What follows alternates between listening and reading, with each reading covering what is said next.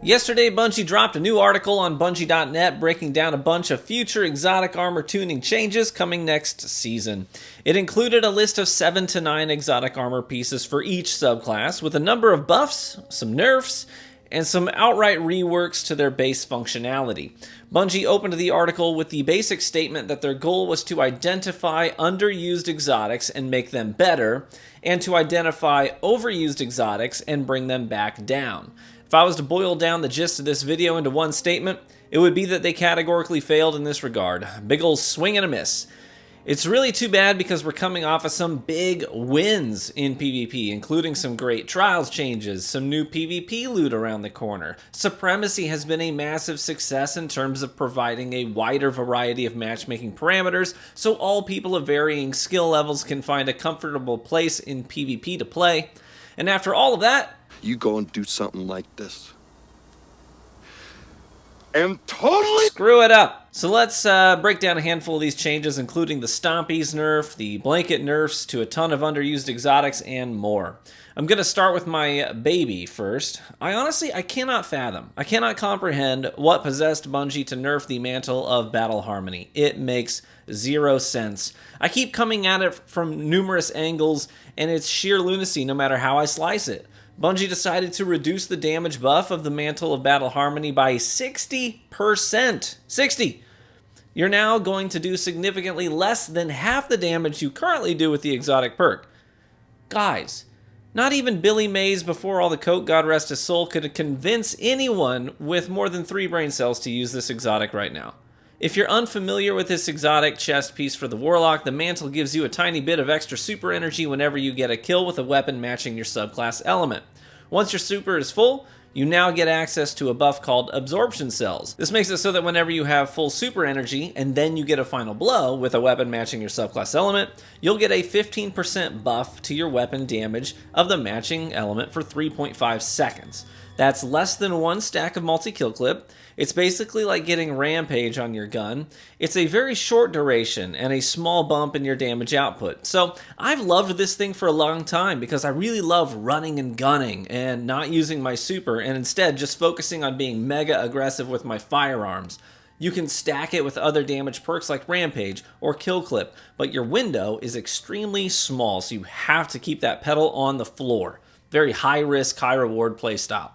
Now, the investment cost of using this exotic is extremely high. To get that small damage buff, you have to first sacrifice your exotic armor slot for it, meaning, you can't use Ophidian aspects, you can't use transversive steps or osmiomancy gloves, etc. Second, you have to sacrifice your whole freaking super, and you can't have access to that buff until you get your super meter full. So that alone makes almost no one in the community use it. Its usage rate is literally bottom of the pile, buried under a mountain of other stuff. Most people are unwilling to lose their super for a damage buff when Kill Clip, just requires a final blow to activate. Demanding your whole super for less damage than Kill Clip is a steep cost. Beyond that, Kill Clip lasts twice as long as the 3.5 second damage buff of the Mantle. So Bungie says, hey, we're cutting your damage buff down by 60%. We're killing your build around this thing too by making it so it cannot stack with surge mods anymore, but we'll let you stack your lovely new 6% damage buff with the Empowering Rift. How does that sound? Well, I'll tell you how it sounds, Bungie. It sounds like dog water. Basically, the only way to make this exotic do decent damage is to sacrifice your Healing Rift now and then stand still with cinder blocks on your feet at the end of a lane in an Empowering Rift and hope that somebody pushes you, and that's friggin' boring. No, let me just try to pitch this to you. And you tell me if this sounds like a good exotic to use. Alright, here's my pitch. For the low price of your entire super and your exotic armor slot, you can now do 6% extra damage, resulting in 0 reduction to your overall TTK with your weapon, because seriously, it's just going to do 1.8 damage more per headshot with your pulse rifle. But wait, there's more. If you stand in an Empowering Rift, you'll do more damage, provided you have a Rift cooled down and you have your super cooled down, and you get a final blow first, specifically though with a gun that matches your subclass type, and assuming that a second target pushes you within the next few seconds, and assuming that you didn't take too much damage in that first fight because your recovery won't kick in before that damage buff goes away. Sold? Like, seriously, guys, the fact that Bungie opened up this article with the statement, "We want to find underused exotics and make them better," and then looked at one of the least used exotic pieces for warlocks and nerfed it into the ground is one of the most disconnected things I've seen in a long time. But let's move on to some others. Let's talk about Stompies. So let me be clear. I have never in my life had a problem with Stompies. Some people get me confused with a couple of other content creators because we make similar content, but I have never once pushed for a Stompy nerf in my life. I think Stompies have always been fine. It's a neutral exotic that passively helps elevate your movement game, and they aren't just equip and profit. It only enhances your gameplay if your movement in the game is already good. Personally, I like exotics that require a high skill ceiling in order to elevate your game. I thought the last nerf was weird and unneeded when Bungie nerfed your airborne effectiveness when using the Stompies, but now they're reverting that change and making it so Stompies will only give you the benefits of the exotic armor when your dodge energy is full. Guys, I just don't get it. Like, we want to enhance your movement, but only when you refrain from using your most integral part of hunter movement. Like, I don't know. I just don't think it's necessary. And I don't like when the thing your armor is supposed to enhance gets hindered by your armor. Like, make up your minds. Do you want the exotic to enhance our movement or not? This whole give and take thing is weird. Like, if you're going to do a give and take, then you have to take away something completely unrelated, right? You can't give movement benefits and then take away movement options. If you're going to take away something, it needs to be, I don't know, like intellect or grenade recharge rates. So you're weighing your movement against a completely different part of your build and playstyle. Now, let me be clear. I'm not asking for those things instead of the dodge condition. I don't think Stompies really need a nerf at all. But you get the idea. Giving movement at the expense of movement is counterintuitive. Next, let's do some flybys on some other exotic changes. The Athrus's Embrace Gauntlets are now doomed to be nerfed. I'm sorry if you like them and you use them, but this is how it goes. I said the same thing when sidearms got buffed several seasons ago. I knew that they were already good and making them better would just make people complain about them and get them nerfed, and that's what happened. Athrus is already incredible, even if it's underused. If you use them, you know this, but Bungie buffed them now by buffing your melee cooldown speed when you get the knife damage perk active. With pulses, that buff has a nearly permanent uptime, so that's a lot of extra knife energy. The thing about Athrus is that it's infuriating to die to because the hunter doesn't need to peek anything or make themselves vulnerable. They just throw the knife at a wall and it turns into a homing rocket that one hit kills. They were already incredible, and now with the Stompy nerf, more people are going to use these, so get ready. I predict an Athrus nerf by the beginning of Season 22. Mask of Bacchus is also getting a buff, even though I actually think it's already really good. But it will now grant you a 6% damage buff on activation, just like the Mantle of Battle Harmony. Only it applies to all your weapons, not just the ones matching your subclass, and it only requires a dodge to activate instead of your entire super. I'm sorry, I'm still not over it. No backup plans. They got a huge buff. It now buffs your reload speed and airborne effectiveness with shotguns. You'll also get a damage buff for your shotgun whenever you have an overshield, and getting a kill in PvP will give you an overshield and kick off your health regeneration. I have concerns about this one, but I'll reserve judgment until I see it in action. But I predict that you'll see a lot more shotgunning Sentinels very soon. And the damage buff has me concerned because it could potentially mean one-shot body shots from slugs while chaining health and overshields.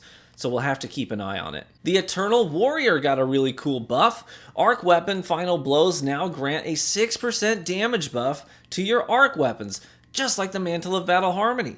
Getting more final blows extends the duration, and when you use your super, it will automatically apply the 6% damage buff when you exit your super, so you can go right into more arc weapon final blows. It sounds pretty cool. It does the same thing as Mantle of Battle Harmony, except you can do it completely for free instead of needing your whole unused super charged up and ready to go. Make it make sense. Dune Marchers finally got a nerf, so that's actually pretty cool. It does less damage and doesn't reach as far now in PvP, and I like that. Vesper of Radius got a buff too, and that's pretty cool because it's a beautiful exotic. It now sends out shockwaves from your rift every 5 seconds and deals 70 damage in PvP, and final blows with it cause arc explosions that deal 100 damage and blind nearby enemies. That's kinda hot. Chromatic Fire got an awesome buff too. The explosion is now bigger and it does more damage, and it applies status effects like blinding, scorching, slowing, sever, and weakening. I dig it. All in all, that's some cool buffs and a lot of head scratchers. Like, I feel like Bungie just watered down a ton of damage buffs to bring them all down to uniformity at a really low baseline. It makes them all the same damage buff, but it completely ignores the conditions and the differences in cost and investment to get that buff. And I don't know. I want to be excited about some of the buffs, but so many of the nerfs just make zero sense to me. But I'd love to know what you think. Let me know in the comments section which buff you're most excited about and which nerf you're most confused about. Oh, and I did forget to mention that the Path of the Burning Steps now will do the same damage buff as the Mantle of Battle Harmony. Except it doesn't need your whole super to do it. Be warm and well fed, my friends, and I hope to catch you in the Crucible. Hey, thanks everybody for watching that video, and if you're still sticking around like most people are not, then let me shamelessly plug my other channel. I've got one that is all about whiskey, whiskey reviews, blind tastings, even breaking down the science about how whiskey is made. So if that's something that you think, hey, that sounds kind of interesting, feel free to chug on over to that channel. I'll leave a link in the description, and I would love to see you over there. Thanks again. Bye-bye. Your enemy can't kill if they're dead. Shut the enemy down.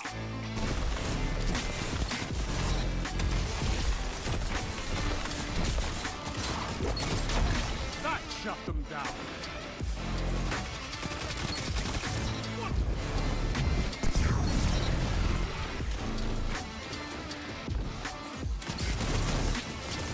Double down. Yes. 3 down.